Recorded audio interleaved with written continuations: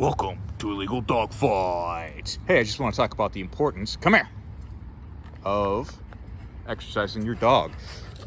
When I was talking about choosing a dog breed, I kind of glossed over, that story about that collie that was locked in a kennel all day. I did crate train both of these dogs. With their own successes and failures in that. But, the main problem that collie had was that it was just not getting the exercise that it needed. Come here.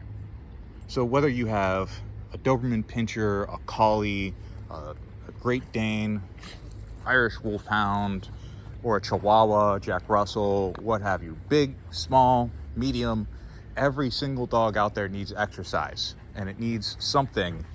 It needs to look like this. It needs to be panting from time to time. Now, your little dog. A lot of people get little dogs because they think I have a little apartment. Well, an apartment isn't enough room for a little dog to run around and exercise. So you're going to have to take that dog out. You got to wear that dog out regardless of size. Now, obviously, you're not taking a Chihuahua on a 5-mile run. I mean, Juliet doesn't like the 5-mile runs. Jack doesn't mind them though. Jack likes your requirements for every dog is going to be different, and I'm not going to be able to make a short 5-minute video on how to exercise every type of dog, but it is going to require exercise. So you can't be one of these lazy owners that thinks that your dog, because it's small, medium, or large, doesn't have a major exercise requirement. There's I think it's an English Mastiff. It's kind of a couch potato. There are plenty of dogs that are, especially like larger dogs. There's plenty of these larger dogs that are kind of couch potatoes, and they don't have that same exercise requirement that, say, a Doberman Pinscher or a Belgian Malinois is going to have.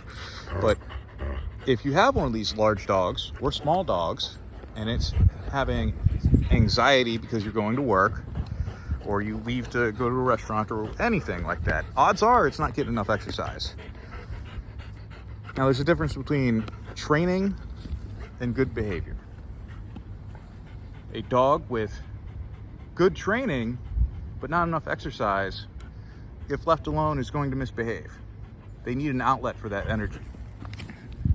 A lot of times that is going out and throwing a ball, throwing a stick. Now, I'm actually breaking the rules here by having these two off leash, but this is private property, and I have the permission of security here to off leash these two and use the property. If you don't have access to a little area like this, and a lot of cities and counties across the country just don't allow for off leash dogs, like, period. I have yet to do a video on dog parks, but there are certain things about dog parks that are good and bad. One of them is exercise for your dogs, as well as socialization. But if you don't have access to those, you can get a long leash. And I'm not talking 6 feet, I'm talking like, 10-foot long piece of rope, and let your dog run to the end of it with, short little tosses like that. Just have them go out, come back, or you take them for a 15-20 minute walk yourself.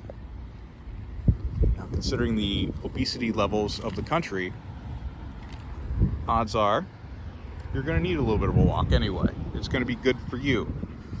So if you're at home and you have dogs that are just having that bad anxiety and misbehaving when you're not around, whether you have it in a kennel or not, you got to take them for a run, or rather, you got to get them out there and exercise.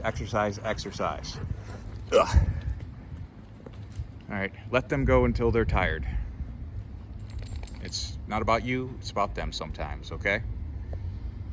All right, I guess I'm kind of preaching now, but hey, I just wanted to put that out there. The takeaway from this video is, regardless of your breed of dog, large or small, you gotta get it plenty of exercise. Like and subscribe for more illegal dog fights.